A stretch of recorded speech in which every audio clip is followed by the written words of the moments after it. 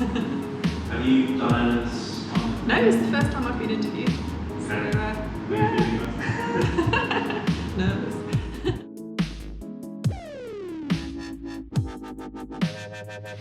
My name's Michael Johnson. I'm the Creative and Strategy Director here at Johnson Banks.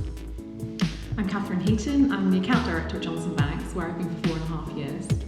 I came to work here because I previously had an in-house role managing brand and creative services, and actually at that role I was involved in a project where Johnson Banks rebranded our organisation, which is how I came to meet Michael.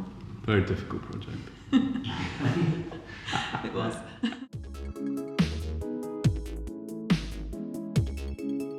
Projects don't start with a brief. They very rarely start with a brief. They start quite often with an indication that something's wrong, that the client knows that there's something wrong.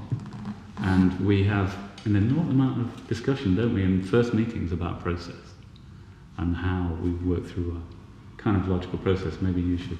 Yeah, so our process, which is probably similar to other agencies who do the full spectrum of brand work, is normally split into 4 or 5 stages.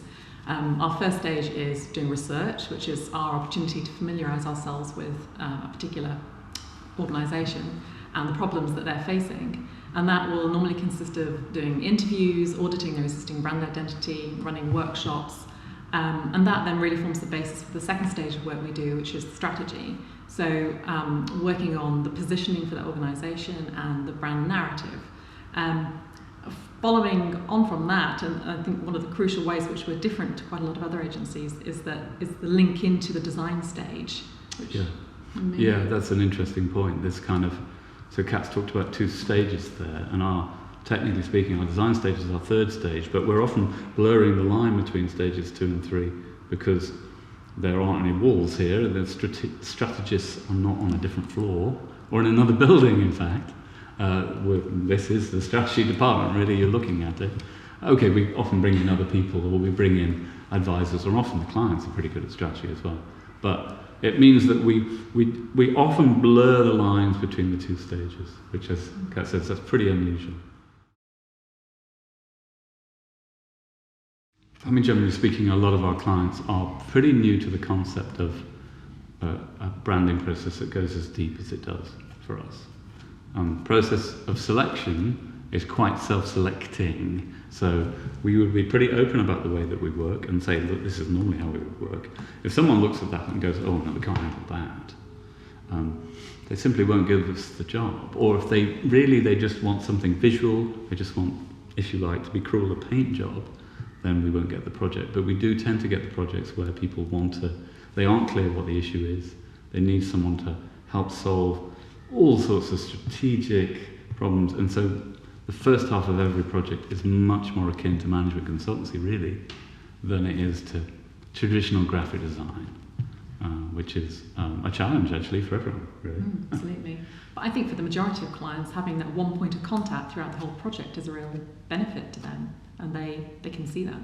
That's true, yeah. And also, I suppose, because we've been testing, if you like, the model that we've been developing over the last, certainly I've been developing over the last decade or so, has often been tested with not-for-profit clients who don't tend to have Stanford MBAs. No disrespect to them, they just aren't those kind of people. They're more honest, straightforward, down to earth. And when we started doing the strategic work ourselves, I would sort of kind of borrow from stuff I already knew or read a few books, and I would try this theory out in meetings, and there'd be kind of blank faces and kind of, what's he on about? You know, when we talked about the inherent brand positioning, perceptional, what we do.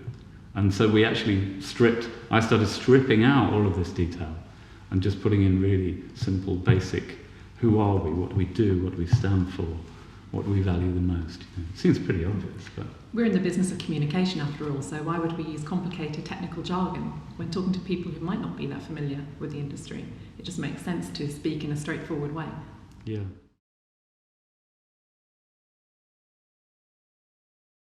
I think historically there is more demand for rebranding than branding, actually, if we're completely honest about it. Having said that, we are of course really fascinated by the notion of creating a brand So, we're talking to someone at the moment about a very interesting new project, and we would be hoping to do several of those a year. Most of the work that we do, and I think you will find that most of the people who do branding are actually in the business of rebranding. It's just we don't talk about it very often like that, if I'm honest. But the process of starting from zero, it does mean a different way of working, and we have to adjust the way that we might run a workshop or how we deal with it. And often we're dealing with less people. Sometimes we even have to change the way we cost it because they simply haven't got the money. But maybe what you might do is you might cost it with, well, if Project X gets to this level of turnover, then there's almost like a royalty to the way that you cost it. So you have to be a bit more nimble about the way that you do it. Yeah. The politics of a rebrand are far more complicated than doing a straightforward new brand project. And we have lots of experience of dealing with the politics now, which I think is why a lot of clients come to us too, because we can talk about the issues we've faced just with the process itself and how to overcome them. I mean, sometimes we wish they didn't. But we've had several people come into this room and say, we saw that you did that project. And then the next thing they say is, that must have been very difficult. And we go, okay, yes, it was very difficult. And they go, good, because then you'll be able to do our project. How many times have you heard Loads that? of times. So she's been with the Johnson for 4.5 years, and that happens again and again and again. So when we talked about, it says, okay, portfolio and the projects you've done are obviously clearly very important, but you'd be amazed how many clients need to know that you can handle the kind of personalities in the boardroom, because that's what we're really talking about. We're talking about design that's in the boardroom, and there's going to be a bully boy or a bully girl sometimes in the boardroom who's going to stand in the way of a process, and they need to know that you can handle that person and know what to do. And that you'll know how to deal with the kind of greater complexities within an organisation, with the other members of staff, with our other stakeholders. Balancing different projects, especially when you're working on multiple international big projects at the same time, is a bit like spinning plates. Luckily, we haven't dropped any yet. I think that the reason for that is that we keep the long-term plan in view. We try to be very clear about what we're trying to achieve with each project. And I think we use lots of different methods and tools to manage projects like everyone else, but I think that the key to it all really is just good communication between both within the team itself and with the client. And as long as you've got good communication, you can kind of respond to every eventuality.